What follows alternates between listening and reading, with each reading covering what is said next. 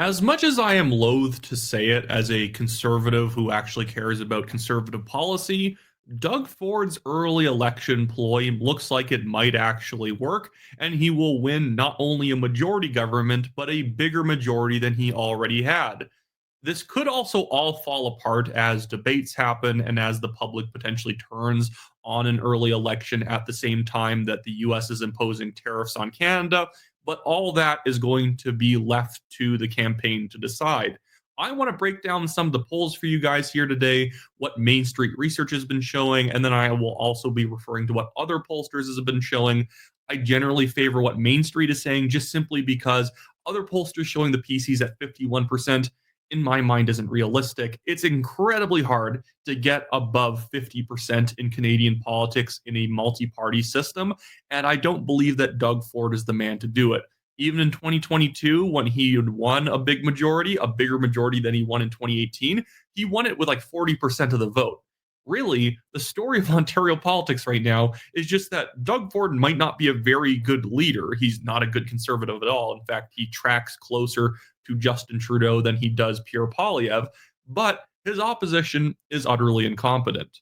Anyways, before I show you the polls of over the last few days, remember guys, like this video, subscribe to the channel. I'm trying to get to 100,000 by mid-December, and leave a comment. What do you think about Ontario politics? What party would you be voting for? I would personally recommend people check out the New Blue Party of Ontario because it's not even like, oh, I just don't like the PCs and I don't care about the threat of the Liberals. The Liberals and the Ontario PCs and the NDP are borderline the same. It is almost impossible to really name big differences between them. Doug Ford's not pro-business, he's pro-subsidized business. That's the same stance as Justin Trudeau has and Mark Carney and whatnot. Anyways, before I start ranting. So here is the tracking poll that Main Street Research has been putting out. These are the public numbers. I'm not going to show as many of the private numbers that you have to pay to see because it kind of undermines the point of paying. But here is the day one results of their tracking poll.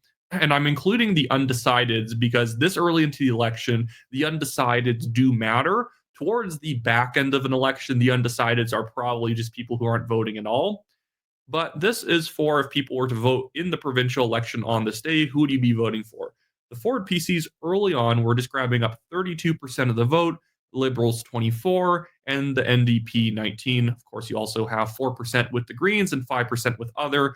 Other is going to be divided up between the New Blue Party and parties like the Libertarians and the Ontario Party. By the way, don't vote for the Ontario Party. It is literally a PC party front group to try and prevent people who are mad at Ford from voting for the New Blue Party. I was the mediator between New Blue and Ontario when they were negotiating in December of 2021. I can tell you Ontario Party is pretty fake. They in fact tried to start up a federal version of their party in order to basically create a bigger donation funnel. It's silly. Anyways, so here's day two though. And we again don't really see much change with day one. Here's day one, and here's day two. What we actually see happening is undecideds increasing a little bit, not much though. The Liberals are still at 24%, but the NDP have dropped to 18%. And this is going to be a trend we are going to continue seeing. PC still at 32. Now let's just jump to day three, which is the poll that Main Street Research released today, which was of course polling that was done yesterday. And we have the Conservatives now suddenly jump from 32% to 35%, with the Liberals contracting by 1%. But most significantly, we see the NDP has gone from 18 to 16. And then when we go back to day one, they've in fact contracted from 19 to 16. That is not very good. And if we look at day one to day three, the undecideds are actually growing the most over time. And I think that is going to be probably good news for the PCs and Doug Ford that, again, their opposition doesn't really know where to go. And you are going to get that certain type of default Ontario voter that when they see Bonnie Crombie and the Liberals disorganized and they see Merritt Stiles, the NDP, disorganized, naturally you're just going to default back to PC.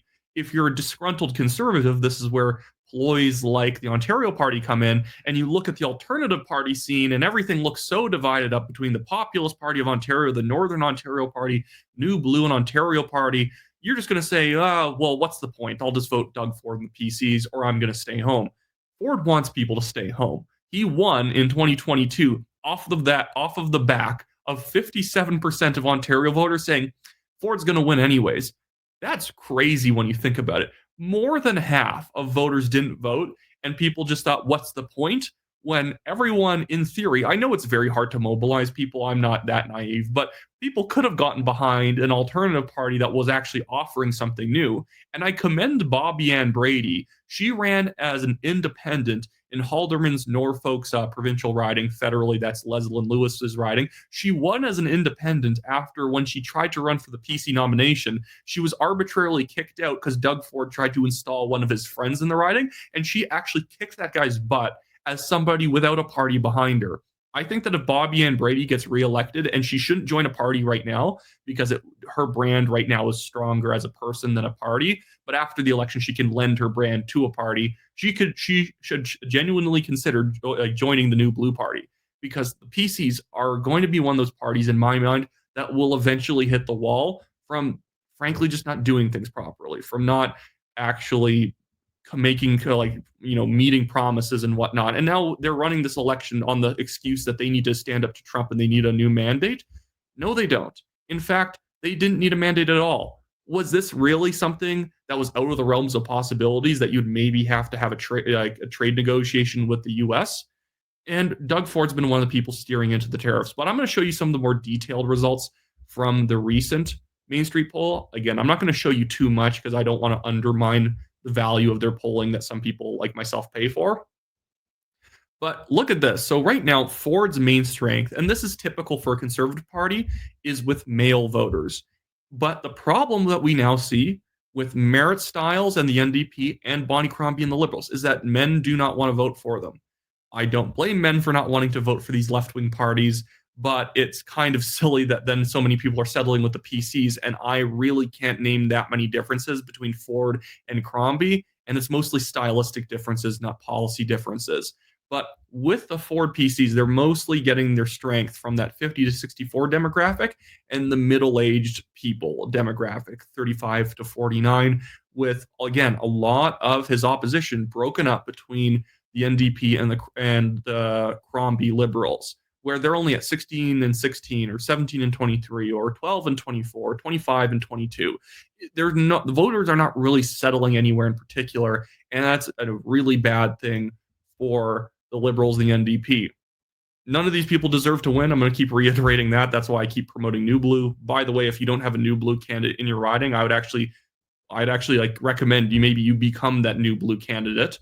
But now let's just quickly look at the numbers for what people actually think about this early election, because I think that is actually going to play into, will Ford be able to maintain this lead? And I think more likely than not he will be.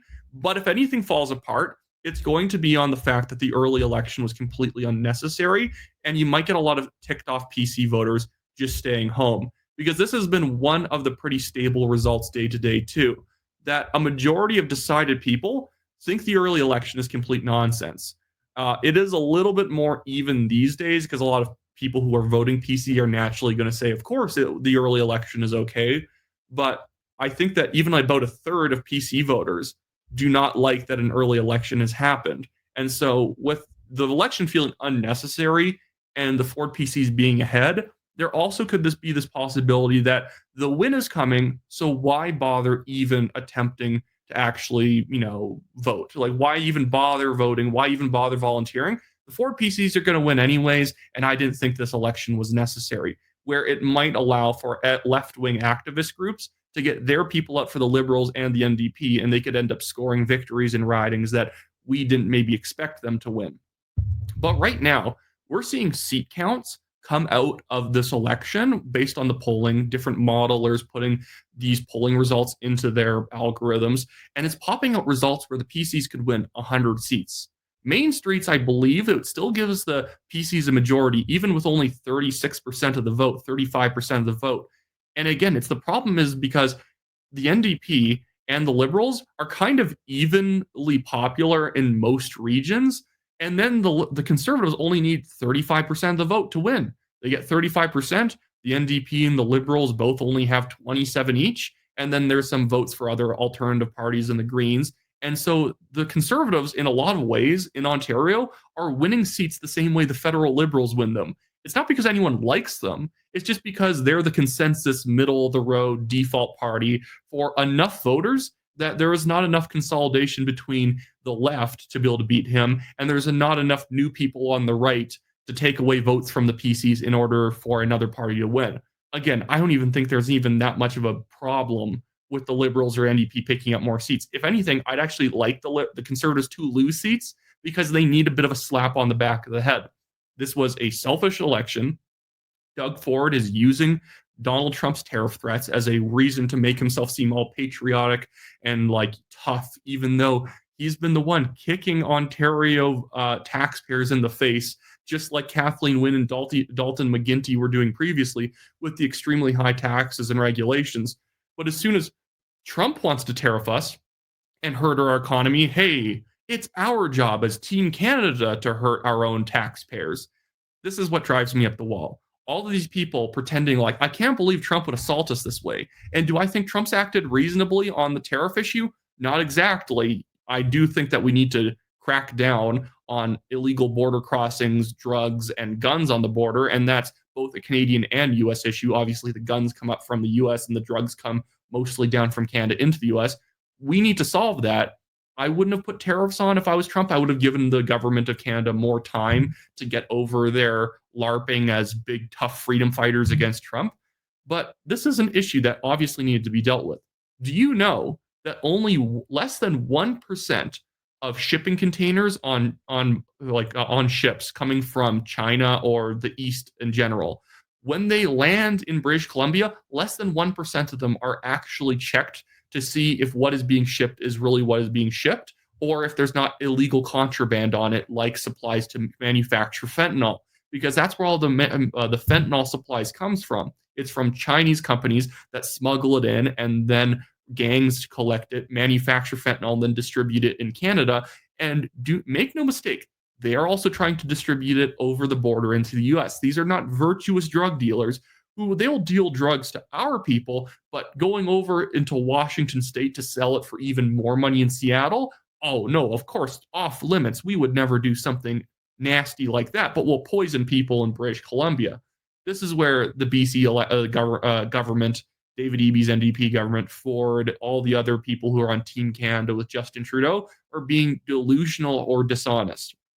This is a way of winning votes by seeming patriotic. At the same time, the governments locally have been the real problem for why our domestic economy is weak. It's not the US's fault. It's not, yes, I don't like the tariffs, but it's not exactly fully the US's fault that we're in economic hard times. If our economy had lower taxes, significantly lower taxes, a 25% tariff wouldn't be nice, but we'd still be in better economic condition than we are right now, even without the tariffs. The tariffs actually don't even go on until Tuesday, so I hope that someone in the Canadian government does what Danielle Smith and Scott Moe are doing and actually put a lot of monitoring systems on the border, crack down on illegal drugs, crack down on illegal US guns coming into Canada, do it all. And if Trump still doesn't remove the tariffs, then we can call his bluff and we can go directly to his voters and say he lied. He didn't actually care about border security. He just wanted to tariff us. And guess what? If you live in the northern US, your agriculture products, your oil and gas, all of your softwood lumber has artificially increased in price. We did what Trump wants and he doesn't care. But we can't call his bluff on that. We can't say, well, obviously he didn't actually care about us doing border security when we didn't do it. We can't call his bluff without doing the thing.